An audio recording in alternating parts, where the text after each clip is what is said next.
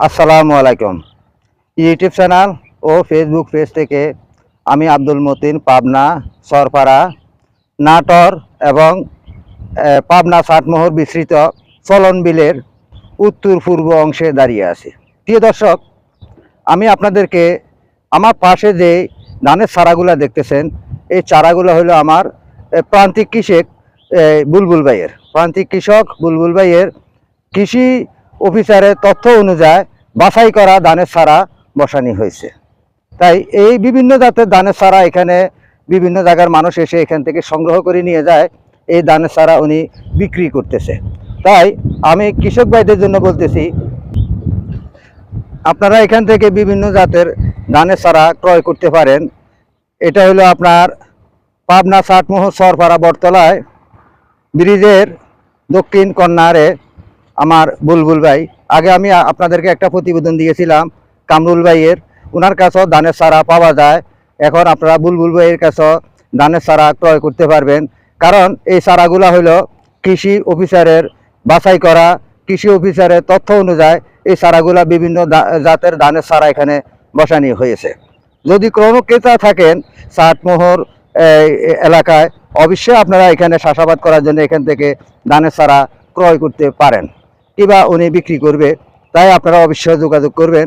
এর আগের একটা ভিডিও আছে কামরুল ভাইয়ের, সেই কামরুল ভাইয়ের নম্বরে আপনারা ফোন দিলে অবশ্যই এখানে আপনারা পাবেন, কারণ তারা দুই ভাই এই ধানের চারা বসাইছে। তাই আপনারা এখান থেকে ধানের চারা নিতে পারবেন।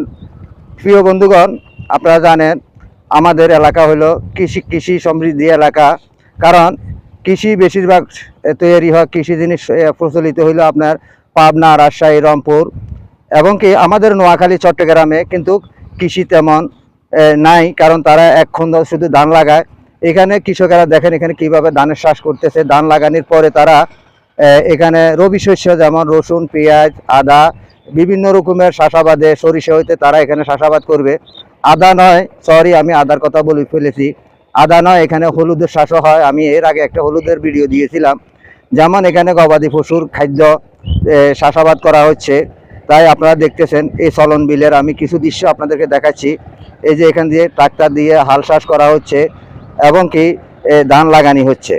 এই ধানগুলা যখন উঠে যাবে, এরপর এখানে রসুন, রবি শস্য, সরিষা এবং কি মশলা জাতীয় পণ্য এখানে চাষাবাদ করা হবে।